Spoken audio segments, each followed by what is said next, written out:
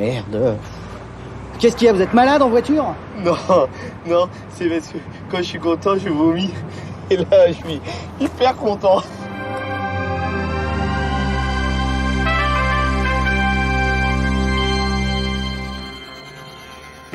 Bonjour et bienvenue dans Nos Ciné Spécial Cannes, épisode 6. Je suis David Honora et c'est un très grand plaisir de vous retrouver une dernière fois en direct du Festival de Cannes 2019. Aujourd'hui, on va faire le bilan de cette 72e édition et donc j'ai rassemblé tous les survivants, dont certains sont sortis vivants des 3h28 éreintantes d'Abdelatif Kechiche cette nuit, notamment Anaïs Bordage. Salut Anaïs. Salut David. Ça va, t'as compté les culs dans le film? Tout à fait, il y a 178 plans de cul dans ce film. Voilà, bon. Service public. Mais il y a aussi des personnes qui portent ces culs. Bref. Effectivement.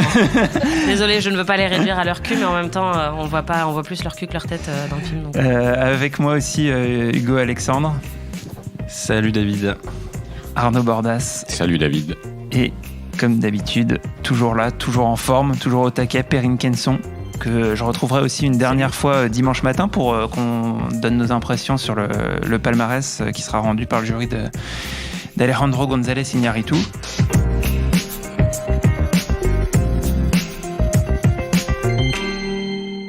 Et tu vas commencer par une petite chronique en forme de bilan avant qu'on parle de tout ce qu'on a vu, aimé, pas aimé. On va faire le bilan calmement. Donc Jackie Benji, si tu nous écoutes. Comme dirait Adèle, this is the end. Enfin, pas tout à fait, mais presque. Alors, qu'est-ce qu'on garde de cette édition 2019, de cette 72e du Festival de Cannes? Un peu plus vieux et pas trop ensoleillé, mais bon, on n'est pas quand même au drame de 2013, avec ces bourrasques qui envolaient des parasols menaçant d'empaler les festivaliers. D'ailleurs, en parlant d'empalement, quand on pense Cannes 2019, on pense à cette actrice allemande qui, en rentrant chez elle après une soirée, s'est retrouvée empalée sur la grille du portail de sa résidence, car elle avait oublié ses clés. Mauvais karma, mais ne vous inquiétez pas, tout va bien pour elle, sauf peut-être sa cuisse qui visiblement a pris un petit peu cher. Sinon, Cannes, c'est un peu le western. En tout cas, il y a des histoires de récompenses. Et c'est Magnum qui paye. En effet, la marque qui investit chaque année une plage pour y accueillir des soirées et des affamés de glace a promis une récompense à celui qui retrouverait son Magnum géant. En effet, dans la nuit du dimanche 19 mai, l'objet de décoration mesurant 2 mètres et pesant quelques 20 kilos a été subtilisé. Les festivaliers s'en sont aperçus vers 4 heures du matin. Et combien de degrés d'alcool, on ne sait pas.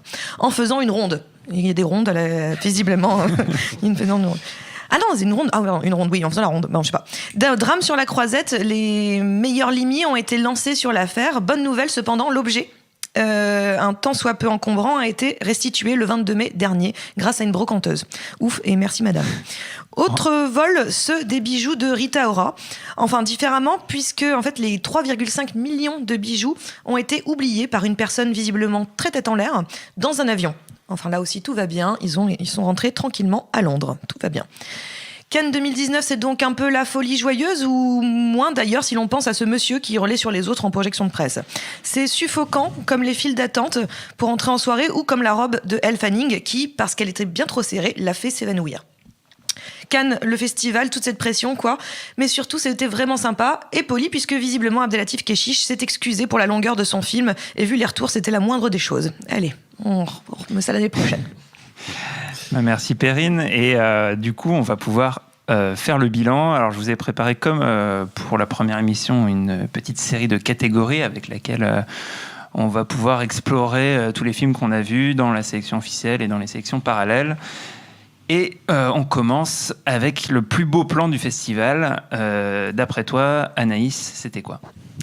Alors c'est difficile d'en choisir un, mais il y a le film de Robert Eggers, The Lighthouse, qui m'a vraiment frappée, et il y a un plan dedans notamment, donc c'est un film qui est en noir et blanc et en format carré. Donc sur deux mecs qui gardent un phare, et il y a un plan de Willem Dafoe en contre-plongée qui est éclairé de manière hyper expressionniste, en fait on dirait vraiment un tableau, qui m'a vraiment frappée, et je pense que c'est l'image qui m'est le plus restée dans tout ce festival. C'est absolument terrifiant, on dirait vraiment un tableau horrifique. Arnaud, le plus beau plan du festival? Bah, je veux pas trop m'apesantir dessus parce que sinon ça va spoiler, mais pour moi c'est le plan final de Parasite, quoi. De Bong Joon-ho. Ouais, de Bong Joon-ho. C'est peut-être, on peut préciser peut-être pour l'anecdote, c'était assez rigolo parce qu'en fait, il y a un final qui précède, un plan final, enfin que les gens ont pris pour le plan final, qui se sont mis à applaudir, qui je trouvais était totalement illogique que ce soit le plan final, et c'est justifié après qu'il ait été mis là, ce plan-là. Mais quand le plan final arrive, c'est un véritable crève-cœur, quoi. Il est terrible ce plan, quoi. Voilà, j'en dis pas plus, mais c'est vraiment le plan qui m'a le plus frappé dans tout le festival, quoi. Ouais, Perrine. Bah, moi aussi, je suis sur le Bong Joon-ho, en fait. C'est un plan dans le film de Bong Joon-ho, Parasite.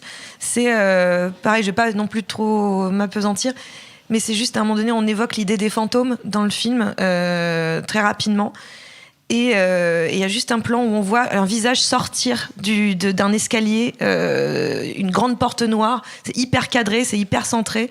Et on a juste 2 yeux comme ça qui surgissent de nulle part dans une porte noire. Et ça, moi, ça m'a particulièrement terrifiée. Et j'ai trouvé ça sublime, en fait. Très, très beau et très terrifiant. Et qui va très bien pour moi avec toute l'histoire du film. Hugo. Oui, c'est aussi dans Parasite, en fait. Ouais. Enfin, tout est beau dans Parasite, donc voilà. Mais ce serait plutôt une séquence, en fait. C'est au début du film, qui est plutôt humoristique, disons, et après ça bascule dans autre chose. C'est une sorte en fait, je pense qu'on peut raconter ça, c'est que au début du film, c'est une famille qui essaie d'expulser tous les employés d'une maison. Donc il y a un majordome, une gouvernante, etc.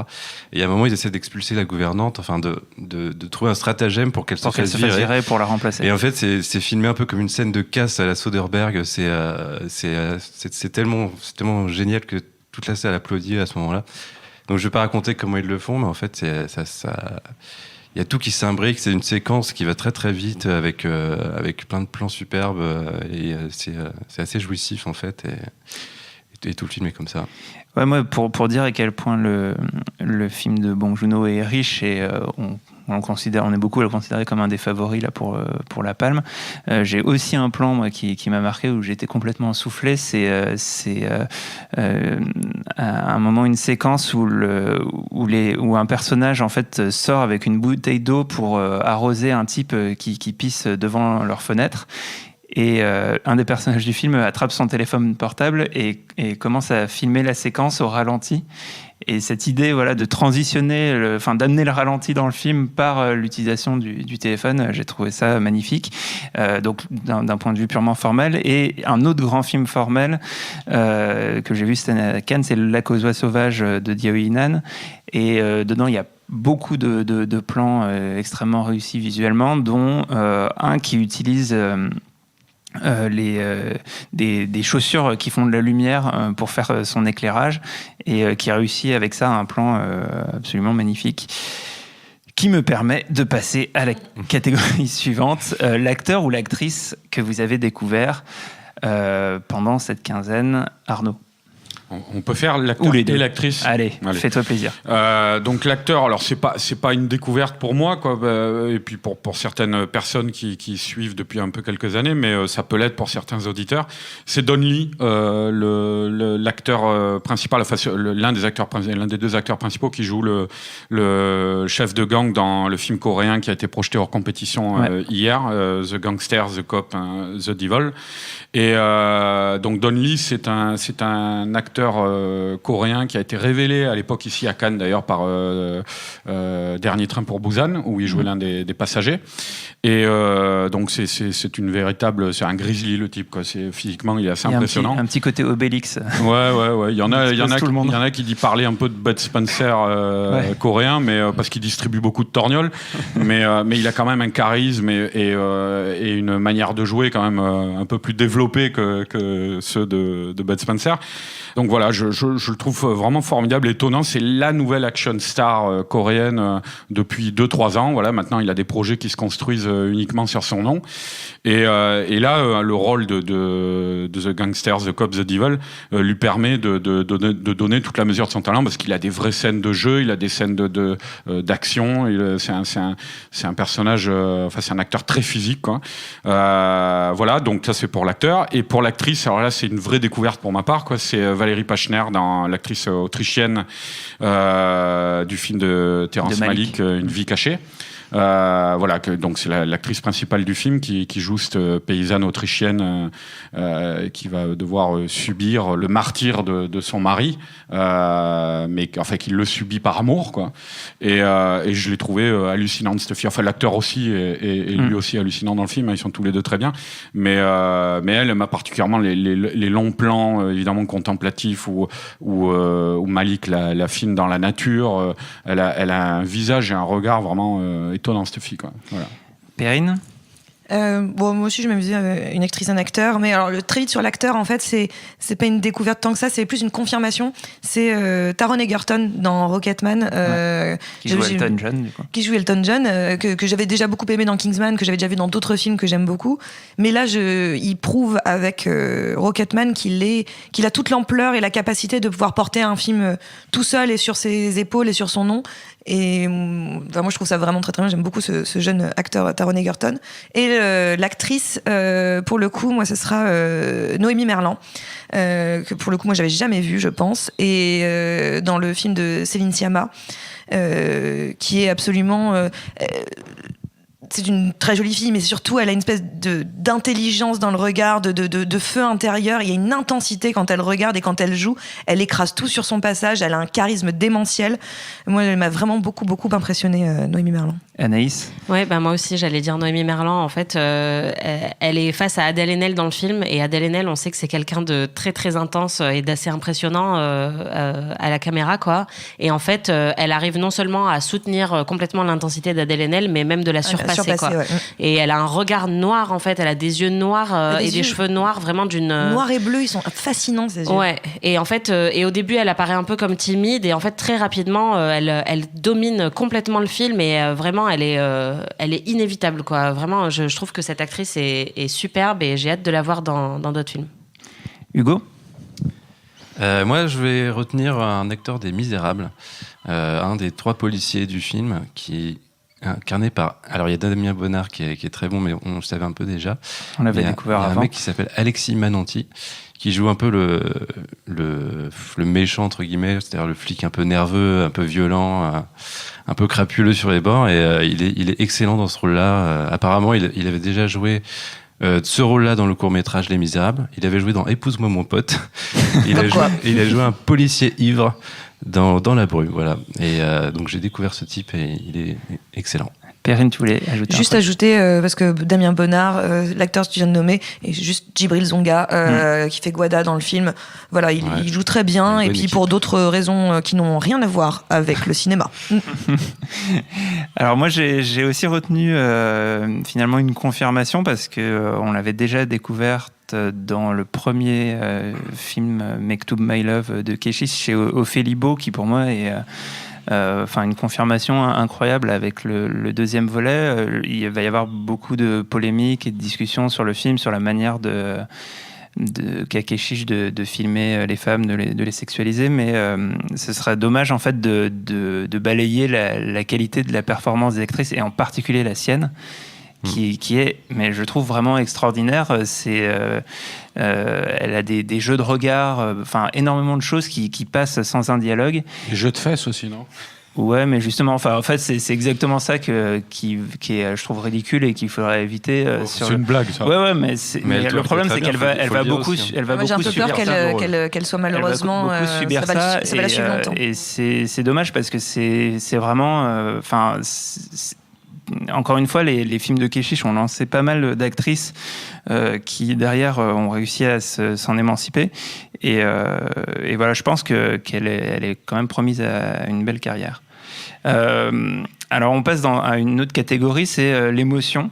Et il a pu y en avoir, surtout quand la fatigue arrive, on est plus facilement sujet à l'émotion. Votre plus grosse émotion, monsieur Hugo Alexandre? Moi, ça va être le film de Ken Loach, en fait, c'est une émotion tout le long, en fait. T'as les yeux qui piquent pendant tout le long, parce que ça raconte l'histoire d'une famille qui galère, et par des dialogues assez simples, sans trop souligner ce qu'avait un petit peu perdu Ken Loach ces derniers temps, et j'ai retrouvé mon Ken Loach et mon émotion. Perrine, tu nous avais d'ailleurs annoncé de l'émotion sur Ken Loach. Est-ce que c'est ça qui t'a le plus marqué ? Ben non, même si j'avais les yeux qui piquaient, hein, comme Hugo, tout à fait. Mais bon, moi déjà, il y a les plans d'avion de la Cordillère des Andes dès le début de la Cordillère des Songes où voilà, j'étais déjà en pleurs, mais ça c'est parce que visiblement je dois avoir un problème avec la Cordillère des Andes. Mais non, la plus grosse émotion, je pense que c'est le Almodovar pour moi. Le Almodovar, à partir d'une séquence de monologue, je n'ai plus arrêté les vannes étaient ouvertes et impossible à refermer. J'étais à côté de toi à cette projection, je confirme. Mais donc c'était non, je trouve qu'il y a dans le jeu d'Antonio Banderas, dans ce qui est en train de se dérouler à l'écran, moi j'ai trouvé ça particulièrement bouleversant, très intime et très bouleversant. Arnaud, l'émotion? Ouais, moi je n'ai pas réfléchi longtemps là, parce qu'en gros c'est le seul film où ça m'a fait ça. C'est alors là aussi je vais pas trop spoiler non plus, mais c'est la fin d'Une vie cachée de Terrence Malick. Parce que c'est là où les larmes me sont venues aux yeux. Ouais. Quoi. Voilà, je veux pas trop en dire. C'est en gros c'est la fin. C'est non seulement on assiste à l'aboutissement de la trajectoire du personnage principal, qui est terrible, quoi. Et puis en même temps à l'explication du titre, quoi. Enfin, tout ça se recoupe et c'est très très beau, quoi, vraiment, quoi. Ouais, jusqu'à la citation qui est utilisée sur le plan final. Moi je suis pas très original parce que mes deux moments d'émotion c'est les mêmes que Hugo et Arnaud. J'ai pleuré sur une scène d'engueulade, la mère de famille qui engueule le patron au téléphone sur Ken Loach, et sur la fin d'une vie cachée de Terrence Malick. Anaïs? Moi j'ai deux grosses émotions. Les Misérables, qui étaient en fait d'une telle intensité, avec un crescendo vraiment de plus en plus violent dans le film, que j'étais juste, j'ai pleuré, mais de tension en fait. C'était vraiment une émotion très très forte et un peu implacable, quoi. Et par contre, dans l'émotion plus classique, en fait, c'est le portrait de la jeune fille en feu de Céline Sciamma, où comme toi, Perrine, avec le Almodovar, en fait, il y a un moment qui est à peu près au milieu du film, où on découvre donc cette jeune fille en feu, cette image-là, qui a en fait ouvert les vannes également, et à partir de là j'ai juste pleuré non-stop pendant tout le film, parce que l'intensité allait vraiment de plus en plus fort, et que je trouvais ça juste tellement beau de présenter tous ces plans et de présenter cette sororité et cette histoire d'amour avec tellement de finesse et tellement d'intensité, et une représentation et un regard qu'on voit très rarement au cinéma et encore plus rarement à Cannes, que ça m'a complètement dévastée. Et le dernier plan, vraiment, je m'excuse à mes voisins de siège, parce que les reniflements étaient vraiment intenses, quoi. Alors, à l'opposé de l'émotion, il y a le rire, qui en général n'est pas forcément le concept le plus fréquent à Cannes, mais il y a quand même eu l'occasion de se marrer un petit peu cette année. J'ai dit le plus gros fou rire, il n'y a pas forcément eu de fou rire, mais en tout cas le moment où vous avez ri à Cannes. Arnaud, toi, c'était quand? Alors moi c'est pas un film, c'était la masterclass de John Carpenter. Ouais. En fait c'était à un moment précis où il y avait deux réalisateurs qui l'interviewaient, Yann Gonzalez et Catel qui est verré.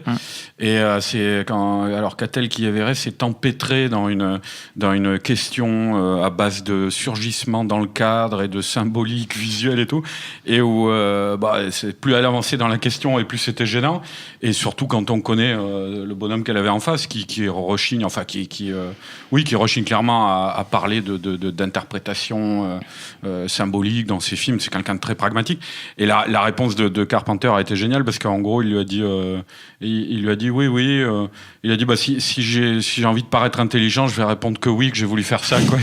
Et là d'ailleurs tout le monde a rigolé, quoi, mais ça m'a fait marrer, parce qu'en fait ça démontrait un petit peu que je trouve moi une très mauvaise idée de confier des animations de masterclass. C'est un métier à la base, de le confier à des cinéastes, parce que la plupart du temps, là on avait Yann Gonzalez qui était très ému, au bord de la crise d'apoplexie, là, qui tremblait dans la voix et tout. Il était assez timide, et ça a été dur pour lui. Ouais. Et qui posait globalement tous les deux des questions souvent complètement à côté de la plaque. Et voilà, à moins d'avoir un cinéaste vraiment comme ça peut arriver à des gens comme Tarantino ou Guillermo del Toro, qui sont des gros, qui ont une relation vraiment au cinéma très C'est des cinéphiles. Ouais, c'est des cinéphiles, voilà. Et qui arrivent à mettre de côté leur passif de cinéaste et à ne se comporter qu'en intervieweur. Moi, j'avais vu une masterclass de Michael Mann à l'Institut Lumière à Lyon, là, il y a 2 ans, qui était superbe, animée par Guillermo del Toro. Là, c'était bon. Mais en général, je trouve cette idée de confier à des réalisateurs des animations de masterclass, c'est assez... Enfin, je trouve que c'est une mauvaise idée. Ouais. Ok, Perrine, ton plus gros fou rire. Moi, c'était au niveau de... Alors, au-delà de quelqu'un hier soir qui m'a fait le résumé du Keshish avec beaucoup d'humour, où j'étais pliée en deux tellement je veux voir le film, mais dans la façon dont il l'a raconté, parce que ça avait l'air extraordinaire de cette façon-là. Mais sinon, c'est plutôt le film d'Honoré, Chambre 212. Il y a quelques répliques qui, pour moi, ont fait vraiment très, très mouche, mais je riais à... très très fort, et notamment cette réplique de le bonheur c'est de finir lesbienne en baie de Somme, et ça moi j'ai trouvé ça absolument fabuleux, et je me suis dit qu'il avait tout compris, Honoré. Moi j'ai vraiment beaucoup ri sur le Honoré. Je sais pas quoi répondre à ça. Anaïs. Moi c'était le film Bacurau. Parce que en fait, on en a déjà parlé dans une émission précédente. C'est un film qui opère une rupture de ton assez incroyable à la moitié du film, et je m'y attendais pas du tout. Et en fait, on part d'un film social, un peu méditatif, sur un portrait d'un village perdu dans le temps et dans l'espace, qui en fait se transforme en espèce de western horrifique avec des scènes de violence complètement hallucinantes. Et c'était vraiment, je pense, un des films qui m'a fait le plus rire, parce que j'étais juste en joie totale devant cette surprise, ce film qui part complètement dans tous les sens et qui fait quelque chose auquel on s'y attendait pas du tout, quoi. Hugo. Moi, j'ai eu un film qui s'appelle Yves, qui est pas forcément très très drôle. Une histoire de frigo. Une histoire de frigo, ouais. Donc, qui est un film de Benoît Forgeard, qui avait fait Gaz de France, et qui, je trouve, qu'il est un peu en dessous de Gaz de France. Mais il y a toujours quelques bonnes idées. Et en fait, donc c'est l'histoire d'un frigo connecté, d'un rappeur qui a pas tellement de succès, qui a un frigo connecté, qui l'aide à écrire ses chansons. Et à un moment, il y a une rupture. Enfin, ils s'entendent plus, et donc le frigo connecté sort un peu de l'ombre, et il devient une star de la chanson. Et il participe à l'Eurovision, en fait. Et déjà, c'est marrant. Mais en plus, comme il y a de plus en plus d'objets connectés dans le monde, en fait, chaque pays présente un objet connecté. Et donc, il y a par exemple une machine à café qui représente l'Italie. Donc voilà, c'est complètement con, et c'est hyper marrant. Donc ça m'a fait rire. Alors moi, mon frère, j'avais déjà parlé de la séquence dans une première émission. C'est la première scène de The Climb de Michelangelo Covino, qui commence ses 2 potes à vélo en train de monter un col. L'un des 2 va se marier dans quelques jours, et son pote qui maîtrise mieux le vélo part un petit peu devant, commence à accélérer dans le col, et au moment où ça commence à vraiment grimper, lui dit au fait j'ai couché avec ta femme. Et la suite de la séquence, qui est entièrement en plan séquence, est hyper réussie. Ça va jusqu'à la descente où il se passe d'autres choses. En gros, il se met à pourchasser un mec qui les a doublés en 2 chevaux. Et c'est hyper bien construit, très bien filmé, et ils arrivent à tenir. Je me demande comment ils ont réussi à tourner ça pour régler tous les problèmes de à la fois le rythme, la capacité physique à tenir sur le vélo, et toute la gestion du plan séquence. Et c'est en tout cas très marrant, et ça vous lance complètement dans le film, qui ensuite est une série de sketchs de cet acabit. Et on a vu beaucoup de films, on avait des attentes, et on avait aussi des films qu'on n'attendait pas forcément. Et du coup, il y a eu des surprises et des bonnes. C'est quoi pour toi, Hugo, la meilleure surprise de cette édition ? Je dirais que c'est Ken Loach, en fait, vu qu'il m'est extrêmement déçu avec moi, Daniel Blake. Comme je le disais tout à l'heure, j'ai retrouvé mon Ken Loach, donc en soi, c'est une surprise. Ok. Perrine ? C'est un film que j'attendais, mais je m'attendais pas à le trouver vraiment aussi bien. Enfin, je sais pas vraiment ce que j'attendais, mais le sujet m'intéressait, mais je savais pas que ça serait aussi grand. C'est Les Misérables de Lajli, qui, moi, a été... j'ai un peu ouvert le festival sur ce film-là, et ça a été une claque pour démarrer, et je me suis dit, c'est bien, c'est très bon signe, et ça me fait plaisir de voir que il y a une génération de cinéma qui arrive, qui est très rassurante, parce que ce n'est pas que des films à sujet, c'est des films à sujet mis en scène, et moi ça m'a fait ultra plaisir, au-delà du sujet que je trouve vraiment passionnant et très bien traité par Lajli. Anaïs? Moi, ma plus grosse surprise, c'était Papicha de Mounia Medour. C'est un film que j'attendais pas du tout et que j'ai rattrapé en fait le lendemain parce que beaucoup de gens commençaient à en parler. Dont moi. Dont toi, voilà. Mais même en y allant, en fait, je me suis dit, bon, pourquoi pas, on va voir. Et c'est un énorme choc, quoi. Ça se passe pendant la guerre civile en Algérie dans les années 90 et ça parle d'un groupe de jeunes femmes qui essayent de rester libres et de mettre en place un défilé de mode alors que leur société est en train un peu de sombrer dans le chaos. Et en fait, c'est un premier film et j'étais vraiment hyper surprise par la force de ce film qui nous prend vraiment par les tripes et qui nous lâche pas du tout. Il y avait vraiment une émotion très, très, très, très forte dans la salle. Il y a des plans inoubliables, il y a des performances d'actrices hyper intenses. Et donc, voilà, j'avais aucune attente et je suis ressortie vraiment en larmes et très choquée. Et c'est un des souvenirs les plus forts du festival pour moi. Ok, Arnaud? Alors, ouais, la meilleure surprise, moi, ça a été le Takeshi Miike, First Love, qui était en hors compète, je crois. Qui était à la quinzaine. Ah, qui était à la quinzaine, ouais, pardon. Moi, une vraie surprise. Après, bon, c'est pas... comment dire, c'est pas... Il y a d'autres films dans le festival que j'ai largement plus aimé. Ouais. Mais en fait, je déteste Miike d'habitude. Miike, ouais, ça fait voilà, un peu peur. c'est quelqu'un, je trouve, qui, depuis longtemps, maintenant, enchaîne, je sais pas, 4 films par an. Et puis, ça se voit, c'est pas réalisé, c'est torché à la va comme chou. J'ai jamais aimé ce qu'il fait. Je me rappelle même à l'époque où on commençait à le découvrir, un truc comme Audition, qui était très apprécié, de la critique, tout ça. Et donc son film La First Love, qui était en gros un film de gangster, ça m'a étonné parce que pour une fois j'ai trouvé que ça fonctionnait à peu près. Il essayait c'était pas fait par-dessus la jambe, il essayait de construire une intrigue, des personnages. Je me suis beaucoup marré, enfin 3-4 fois j'ai eu des rires assez francs, notamment sur un personnage de mafieux qui n'arrête pas de buter des gens sans le faire exprès. Et qui à un moment il envoie sa bagnole et il vient de buter quelqu'un, il dit putain merde, c'est la 3e personne que je bute aujourd'hui. Voilà, donc c'était c'est pas une gigantesque surprise, mais voilà. Et si je peux exercice rapide, c'est Les Misérables. En fait, ça m'a étonné parce que personne n'en parlait, je savais pas, j'étais pas du tout au courant. Puis au milieu du film, on voit débouler les Lopez, qui sont des gitans qui ont fait le buzz dans la réalité, des gitans qui ont fait le buzz il y a 2-3 ans, je crois, sur Internet. Ils faisaient des vidéos. Voilà, ils faisaient des vidéos, ils disaient la calotte de tes morts, ils s'insultaient entre vidéos. Et moi, c'est un des plus gros fous rires de mes dernières années, quoi, ces vidéos-là, quand j'étais. Mais je me rappelle écroulé de rire dans la rue en train de mater ça sur mon portable. Il y a quelqu'un qui s'est raté parce que je pleurais, quoi. Et bref, et donc je les ai vus débouler au milieu du film, je m'y attendais pas du tout et effectivement c'est des personnages très cinématographiques, quoi. Et je me suis bien marré aussi là-dessus. Ouais. Ok, alors moi ma meilleure surprise, alors j'en avais parlé dans l'émission d'intro en disant que ça pouvait m'intéresser, mais c'était un peu à la blague en disant que c'était mon film de scandale lyonnais, Alice et le maire, avec Fabrice Lucchini, le film de Nicolas Pariser, et j'ai trouvé ça hyper bien, très très bien écrit. C'est du velours pour les deux acteurs principaux, donc Fabrice Lucchini et Anaïs de Moustier. C'est un film qui va dans les coulisses de la vie politique, et en France, ça a souvent donné des trucs ratés ou caricaturaux, et là c'est assez brillant. Voilà, c'est un film que j'ai vraiment beaucoup aimé, et je sais que Daniel Andreev, qui était avec moi à la projection, était également d'accord. Et moi aussi. Et aussi Hugo qui l'a rattrapé un peu plus tard. À l'inverse de la plus grosse surprise, c'est quoi la plus grosse déception, Anaïs?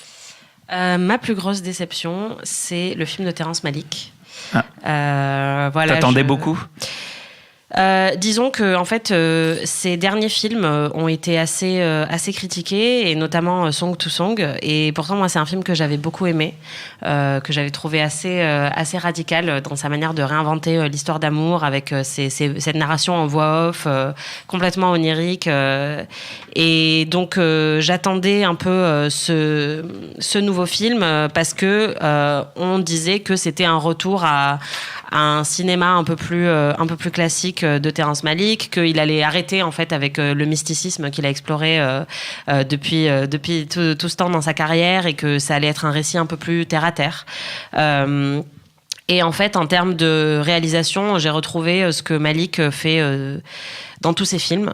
Et donc, j'espérais qu'il allait encore expérimenter et créer quelque chose de nouveau et justement abandonner ce qu'il avait fait dans Song to Song et dans Tree of Life et essayer quelque chose d'autre. Et en fait, je me suis dit, j'ai déjà vu ça, quoi. J'ai déjà vu ça. Je trouve en plus que ça colle pas forcément au propos du film, ce style-là de réalisation.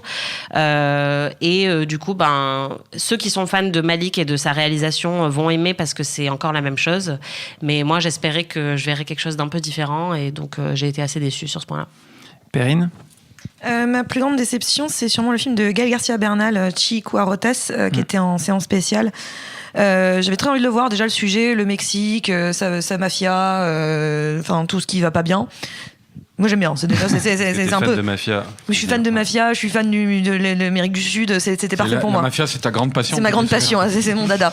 Et donc non, mais voilà, j'étais vraiment au taquet. Et c'est vrai que depuis le début de ce festival, l'ensemble du festival, on est quand même sur une tonalité. Il n'y a pas grand-chose qui va bien, quand même. Mais à côté du film de Gaël Garcia Bernal, les autres, c'est des comédies, en fait. Vraiment, parce que là, c'est sordide. Mais sordide. Ouais. Je me suis posé la question s'il détestait pas ses personnages à un moment donné. Et il y a une séquence... Alors, devant moi, pour la petite anecdote, devant moi, j'avais Walter Salles et Fatih Akin. Juste devant moi. Et à un moment donné, il y a une scène de viol qui démarre. Il s'est déjà passé des horreurs, mais des horreurs depuis le début.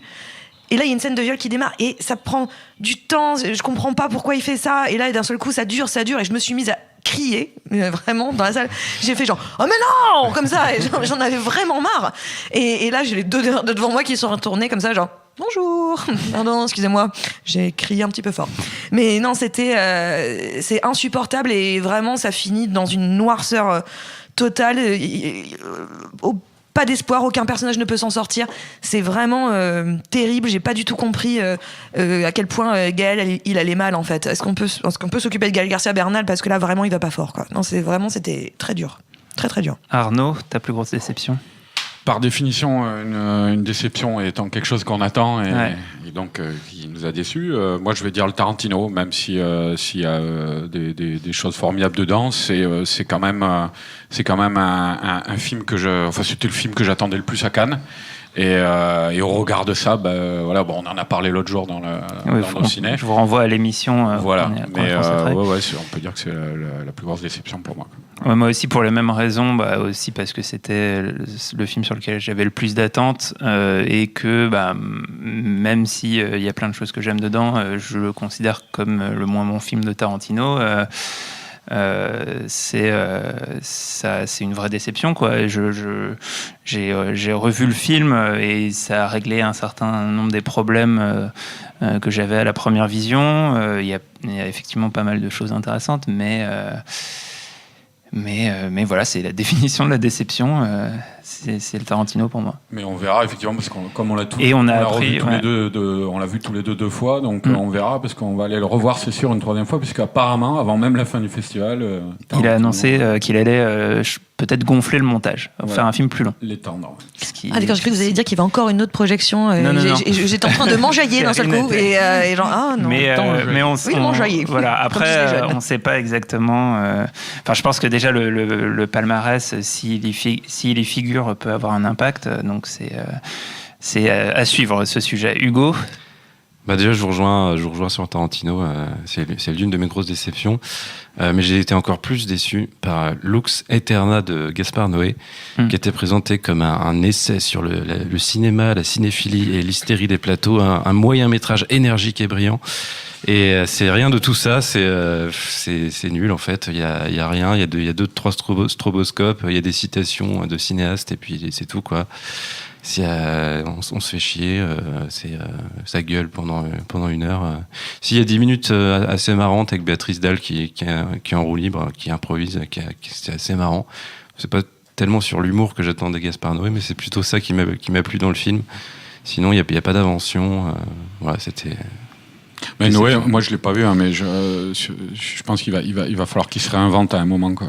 J'avais plutôt bien aimé Climax, mais ce que tu dis là, même si j'avais pas détesté le film, je l'avais ressenti quand même sur Climax. Je me suis dit, ça serait bien qu'il essaie de. Ouais, il y avait déjà pas énormément de nouveautés, mais là c'est encore pire, quoi. C'est vraiment. Il est capable en plus, c'est un mec qui a du talent. Et surtout formellement, là, on l'a déjà un peu évoqué, mais c'est très faible, quoi. Il finit son film par 20 minutes de stroboscope. Comme s'il voulait provoquer une crise d'épilepsie, ça tombe complètement à plat. 20 minutes alors que ça dure 50 minutes. Keshish fait mieux que lui sur son propre terrain, en fait, je trouve. Et là-dessus, on va enchaîner. C'est une catégorie pas si éloignée. C'est la fois où vous avez failli quitter la salle, ou peut-être que vous l'avez vraiment fait. Anaïs, tu prends le micro là. Comme la transition est parfaite, puisque Hugo vient de mentionner Keshish, effectivement, c'est un peu le film qui fait le buzz depuis qu'il a été projeté à Cannes. C'est le nouveau film de Keshish, Mektoub My Love Intermezzo, qui prend un peu ce qui avait été critiqué dans le volet précédent avec les plans assez lubriques des fesses de ces actrices, et là qui explose les compteurs, quoi. Et en plus qui nous place dans un film vraiment claustro de 3h30 où en fait vraiment les 90% du film sont dans une boîte de nuit avec la musique de boîte de nuit qu'on connaît et les lumières de boîte de nuit qu'on connaît, et donc c'est extrêmement épuisant, abrutissant même à regarder. C'est très long. C'est très très long. Il y a des plans très très longs de fesses en train de twerker avec de la musique vraiment abrutissante derrière et des jeux de lumière qui font vraiment mal aux yeux, quoi. Donc effectivement, ça rejoint presque du Gaspard Noé dans la radicalité du propos. Sachant que les deux cinéastes sont assez proches, hein. Ils sont devenus là, c'est la première fois qu'on sent vraiment une filiation, je trouve, entre les deux. Et donc à la fois, je trouve ça intéressant de dire, je m'excuse pas, quoi. Je vous fais vraiment vivre une expérience sensorielle assez éreintante. Mais moi, du coup, il y a eu plusieurs moments où je voulais vraiment quitter la salle parce que c'est épuisant physiquement et moralement, en fait, de regarder ça. Donc, si j'avais pu, si j'avais pas, par devoir professionnel, décidé de rester, je me serais vraiment barrée, quoi. Beaucoup de gens l'ont fait, d'ailleurs. Oui, on beaucoup était de gens, à la fois à la Projo Presse où il n'y avait pas grand monde et à la projection officielle où j'étais, et même à l'orchestre devant l'équipe, vraiment beaucoup de gens sont sortis. Ouais. Faut savoir que le film était aussi projeté à 22h et que comme il dure 3h30, ça veut dire que les gens sortent très tard. Peut-être que des gens voulaient aller se coucher. Voilà, je pense qu'il y avait une partie de gens qui se sont dit, bon, j'ai compris, quoi. Au bout de 2 heures, j'ai à peu près compris où le film va aller ou ne pas aller. Et je pense qu'il y en a aussi qui se sont dit, en fait, je suis en train de m'endormir devant, donc il vaut peut-être mieux que je rentre, quoi. Arnaud? Moi, il y en a deux à égalité, parce que je n'ai pas réussi à départager les deux, mais c'est Zombie Child de Bertrand Bonello. À la quinzaine. À la quinzaine, où on nous vend ce type comme un grand formaliste. Et alors, j'ai trouvé ça aberrant, quoi.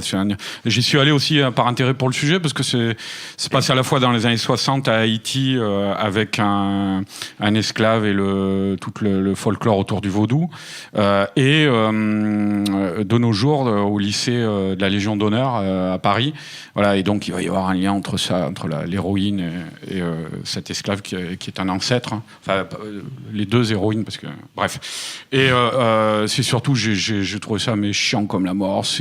Alors on nous parle de grand formalisme, c'est filmé, mais on dirait un téléfilm, quoi. Il y a le son, la manière de jouer des acteurs qui est le pire de ce qu'on peut voir dans le cinéma français, avec ce ton monocorde où on récite des dialogues là, comme si on récitait des listes de courses là, mais c'est insupportable, quoi.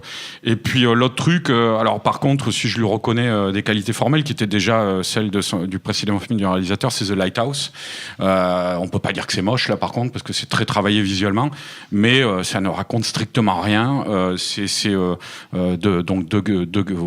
en avez parlé aussi, peut-être, je crois déjà. On l'a juste évoqué vite fait. C'est William Dafoe et Robert Pattinson. C'est deux gardes dans le phare. Ouais. C'est une sorte de fable fantastique. C'est une relecture très lourdingue du mythe de Prométhée, quoi, avec des images bien dans ta face si jamais t'as pas compris la subtilité du bidule, et avec deux gardiens de phare, un phare en 1924, enfin dans ces eaux-là, je crois, et qui pendant 2 heures s'ennuient, voient des sirènes, rêvent de s'enculer tous les deux. Après, finalement, oui, et puis après non, et puis ils sont copains, puis ils sont plus copains.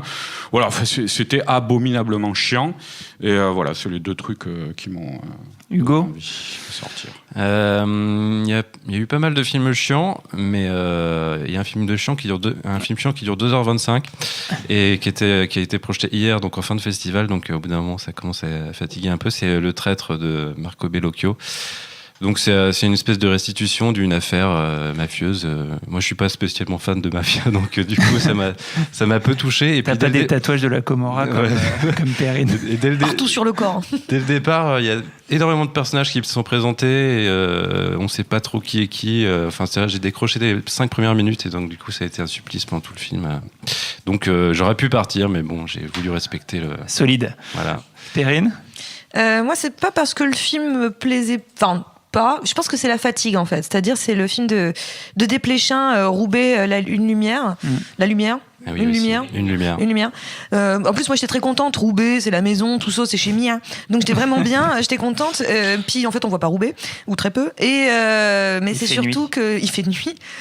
Mais surtout, je pense que la fatigue à jouer, c'était pour le coup, c'était pas si tard, c'était vers 19h. Mais voilà, fatigue morale. Et j'ai eu la sensation de me faire engueuler pendant 2 heures. Parce que c'est beaucoup d'interrogatoires, etc. Et donc ils crient fort, les gens, pour faire parler. Tu vas cracher le morceau, Perrine. C'est un peu ça. Et donc au bout d'un moment, je me dis mais arrêtez de me crier dessus. Je suis pas en état. Et donc je suis pas sortie, je suis restée jusqu'au bout. Mais il y avait une part de moi qui plus allait, plus s'enfoncer sur son siège, genre arrêtez de me faire du mal. Donc je serais très cliente de revoir Le Desplechin pour l'apprécier autrement. Mais là, c'était juste la séance douleur pour moi. Ça a été la séance douleur. Moi, le film qui m'a fait ça, c'est La Belle Époque de Nicolas Bedos, qui a été très bien reçu par la salle. Les gens étaient hyper enthousiastes, beaucoup de rires, beaucoup d'applaudissements à la fin. Et moi, j'avais l'impression d'être pris en otage, d'être enfermé avec la personnalité de pervers narcissique de Nicolas Bedos. Ça a été un calvaire. Et je n'en pouvais plus. Et c'est un film qui est très, très, très vulgaire. On a l'impression... pour moi, c'est comme un cauchemar où tous les personnages auraient la tête de Nicolas Bedos. Et sa vulgarité... Enfin, il veut tout le temps... Tout le monde veut sucer tout le monde en permanence. Enfin, il y a un truc... que j'ai trouvé très très très pénible, alors que j'avais plutôt aimé son film précédent. Là, j'ai vraiment souffert. Moi, je suis assez d'accord avec toi. C'est assez marrant tout ce que tu dis là. On a l'impression d'être enfermé dans un ascenseur avec lui, ce qui doit être un calvaire. Mais il faut quand même le reconnaître. Moi, je trouve que pour une comédie française, il y a du travail formel, ça voilà, on peut pas le nier. Même à l'écriture, tu vois, c'est quand même travaillé. Et c'est pas souvent dans ce genre de... Ah, clairement, je peux pas dire que c'est nul, mais voilà, j'ai vraiment psychologiquement subi le film. Et on va enchaîner avec les dernières catégories. On va essayer d'aller un petit peu vite parce qu'on est déjà à 40 minutes d'émission et on va commencer. On faisait pas 3 heures, on faisait pas un kéchiche l'émission. Attention, on va commencer à twerker, mais en podcast c'est moins impressionnant. Je refuse. Oh, comme tu twerkes bien, Arnaud. Oh, regardez ça. Mais ça existait le twerk en 94. Enfin, non, moi, alors je pense qu'on est peut-être sur un an. anachronisme, mais c'est un autre débat. Et on va commencer du coup avec la soukous, c'est une vieille danse. C'est le début du pareil, hein, tu sais, c'est une adaptation de la soukous. Ça a démarré à 7. On le savait pas. Merci Kéchiche. C'est vrai qu'il y a une blague dans le film à un moment où un des personnages dit que c'est la jet set, ça vient de 7, mais le twerk aussi. Et donc on va commencer avec la palme du cœur. J'ai pas compris. Non mais c'est une mauvaise blague dans le film, donc voilà. Tout film confondu, le film, voilà, ta palme du cœur, Perrine, vas-y. Bon, je l'avais déjà annoncé la semaine dernière. Alors, je mettrais Bon Juno là comme ça spontanément aussi, mais j'avais déjà annoncé la semaine dernière. Ma palme du cœur, c'est toute sélection confondue. On est d'accord. Toute sélection confondue. Eh bien, c'est le film de Patricio Guzman, La Cordillère des Songes, dont tu nous avais parlé. Voilà. Un documentaire sur le Chili. Documentaire sur le Chili, encore, toujours parfait, extraordinaire. Merci Patricio. Et voilà, chef-d'œuvre. Point. Hugo, ta palme du cœur. Donc c'est toute compétition confondue, oui. Donc ça inclut Cannes classique par exemple. Bien moi sûr. c'est Shining de Stanley Kubrick, hein, c'est quand même ce que j'ai vu de mieux. C'est quoi ? Ah c'est bien ça. Un petit film sympa, un film d'horreur assez réussi, de belles images. Non mais plus sérieusement, c'est ce que j'ai vu de mieux, c'est Parasite. En plus c'est en compétition pour la Palme, c'est vraiment c'est beau, c'est drôle, c'est mis en scène magnifiquement. Enfin exceptionnel. Arnaud, ta palme du cœur?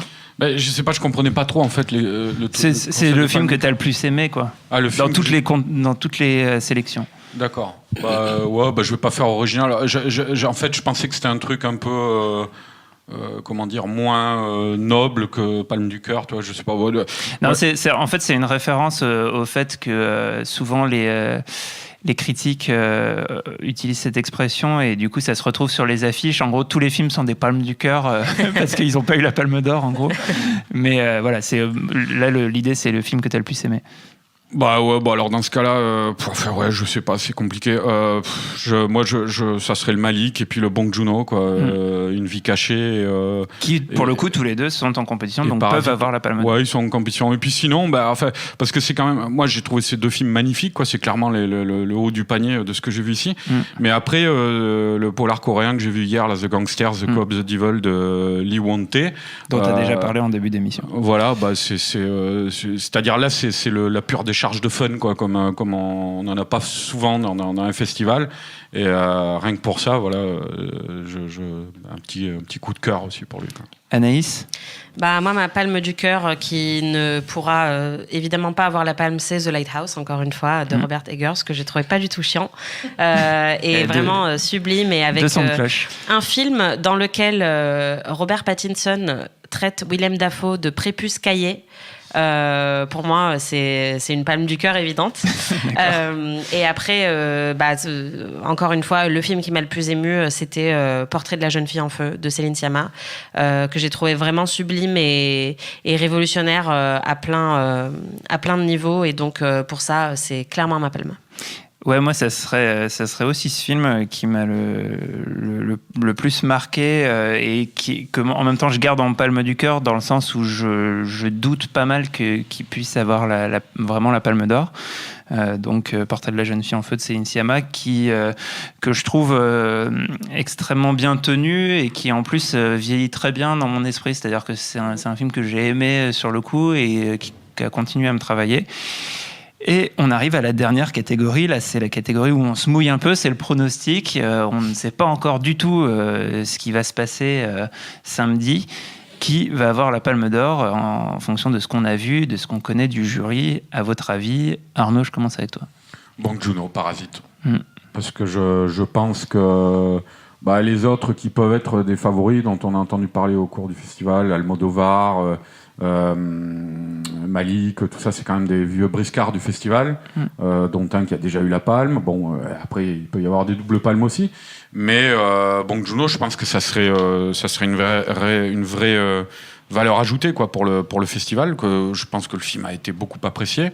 Et le truc, c'est que c'est le premier film, je pense, de lui qui est à Cannes et qui peut prétendre à ça, parce que c'était beaucoup plus compliqué avec Okja, qui non seulement... Évidemment, avec Netflix. Avec Netflix, et puis en plus, qui était un film beaucoup plus hybride et peut-être déroutant pour certains spectateurs. Mais là, voilà, c'est un film plein, c'est un vrai film de Bong Joon-ho du début jusqu'à la fin, et c'est une identité très forte. Je pense que le jury peut jouer cette carte-là, quoi. Et d'ailleurs, s'il a la Palme d'Or, on rappelle qu'il sort le 5 juin en France, donc pour les distributeurs The Joker, ça serait un hold-up, parce que là, ce serait parfait, voilà, pour lancer le film. Tout à fait. Perrine? Moi aussi, c'est le Bong Joon-ho. Je suis restée très longtemps sur Almodovar, me disant que déjà, ça serait complètement mérité, parce que je trouve le film assez extraordinaire, mais en plus, d'une certaine façon, pour la carrière du réalisateur qui n'a jamais eu la palme, contrairement à ce que j'avais annoncé dans la toute première émission, qui n'a jamais eu la palme, ce serait une manière aussi de récompenser son travail et sa carrière, mais ça serait pas démérité avec le film. Mais là, j'ai vu le Bong Joon-ho entre-temps, et je pense que même par rapport aux membres du jury, en réalité, autant on a quelqu'un d'assez très attaché à la mise en scène, même si je suis pas d'accord avec lui, mais très attaché à la mise en scène, qui est Iñárritu, qui peut se faire un gros kiff sur Bong Joon-ho, et à la fois des réalisateurs comme Pavel Polikowski, qui sera plus dans l'émotion, ou plus dans un aspect social, etc., qui pourrait être touché par le sujet aussi, et aussi sur la mise en scène d'ailleurs. Yorgos Lanthimos, qui aime bien jouer avec le genre, donc à mon avis, en fait, vis-à-vis de la personnalité des membres du jury, le film peut toucher tout le monde à divers niveaux. Et puis ça serait aussi pour récompenser la très bonne carrière de Bong Joon-ho jusque-là. Anaïs ? Ouais, pour moi, effectivement, j'hésitais entre Bong Joon-ho et Almodovar, mais c'est peut-être une prophétie autoréalisatrice, j'espère. Mais moi, je pense que ça peut être Portrait de la jeune fille en feu de Céline Sciamma. Déjà, il n'y a qu'une seule femme qui a gagné la Palme d'Or, c'était Jane Campion depuis le début du festival. Et déjà avec un film en costume. Ouais, et avec la leçon de piano auquel le film de Céline Sciamma fait ouvertement référence. Et Cannes est sous pression depuis plusieurs années par rapport aux questions de parité et de représentation. Je pense aussi que dans le jury, il y a beaucoup de femmes à la forte personnalité et qui peuvent être sensibles à ce cinéma-là. Et il y a aussi des réalisateurs qui ont mis en avant de très très beaux portraits de femmes, comme Yorgos Lanthimos avec The Favourite ou Paweł Pawlikowski avec ses films, quoi. Donc ça me paraîtrait pas complètement absurde. Voilà. Et donc à la fois c'est ce que j'espère. Je pense que ça aurait de la gueule et je pense que c'est tout à fait possible. Et ça fait longtemps qu'il n'y a pas eu une vraie possibilité pour une femme de remporter la Palme parce qu'il y a tellement peu de femmes en compétition tous les ans et que parfois les films font pas l'unanimité ou sont pas très réussis. Là, celui-là, j'ai l'impression qu'il a beaucoup plu à beaucoup de monde. Donc ça me paraît probable. Hugo ? Pour moi, il y a une telle unanimité sur Parasite, tout le monde est d'accord pour dire que c'est génial, que c'est au-dessus de tout le reste, que je pense qu'il n'aura pas la Palme d'Or. Je pense que ça fera pas justement l'unanimité dans le jury, parce que ça a souvent été le cas à Cannes, où il y avait un film qui se détachait, et puis finalement, limite, il n'était pas récompensé. Moi, je pensais plus à Malik, par exemple, qui pourrait mettre d'accord des gens comme Pawlikowski, Alice Rohrwacher, Elle Fanning et Iñárritu. Enfin, c'est ce que j'ai vu de mieux de Malik ces dernières années. C'est hyper. Il y a des points communs entre Iñárritu et ouais, Malik, en plus, ouais. Je parle professionnellement, ils ont employé le même chef-op. Lubezki, ouais.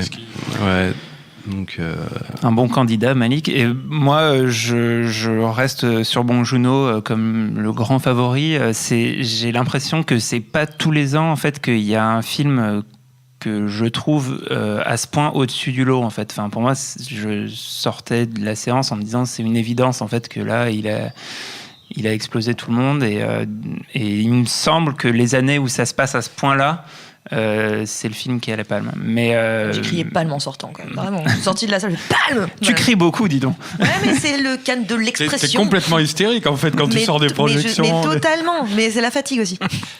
Mais il y a un tel niveau quand même cette année que je trouve que c'est difficile. Vrai. Il y a des années où il y a vraiment 2-3 points forts dans la compète et après il y en a plein, on sait qu'ils auront rien. Là, cette année, le niveau était vraiment excellent et il y en a plein. Enfin, il y en a peu où je me dirais oh là là, mais n'importe quoi. En fait, ils sont vraiment tous dans très très bon niveau. Francky Palme d'Or, quoi. Mais même Francky Palme d'Or, ça me dérangerait pas totalement. Enfin, ce serait bizarre, hein, ce serait vraiment très bizarre. Mais je veux dire, c'est pas un mauvais film alors qu'il y a des années où on se dit vraiment il y a une grosse différence de niveau entre les films. Et là, cette année, c'était vraiment excellent à tout point de vue, à part quelques exceptions comme le film des Dardennes, par exemple. Ouais, si c'est les Dardennes ou Jarmusch qui a la palme. Ouais, voilà. Là, ce serait vraiment un scandale. Voilà. Là, on casse tout. Mais c'est vrai qu'on rappelle que le palmarès est rendu par un jury, donc ils sont 8 et ils se mettent d'accord entre eux, donc c'est pas du tout forcément quelque chose qui correspond à la moyenne de ce qui est entendu dans le festival, et c'est pour ça qu'il y a souvent des surprises. Voilà, en tout cas, on s'est mouillé, on verra ce que ça donne. Le palmarès, c'est samedi soir. On le débriefera dimanche avec Perrine. Merci Perrine, merci Anaïs, merci Arnaud, merci Hugo, merci à tous d'avoir écouté cet épisode. Merci Solène et Quentin pour la réalisation, merci à Camille, à Juliette pour la prod. Retrouvez-nous, retrouvez plutôt tous les épisodes du Festival de Cannes sur binge.audio, Apple Podcast et toutes vos applis de podcast. Il y aura donc un débrief du palmarès et aussi une émission spéciale sur le marché du film. À très vite, à bientôt, vive le cinéma, salut, ciao. Je préfère partir plutôt que d'entendre ça, plutôt que d'être sourd.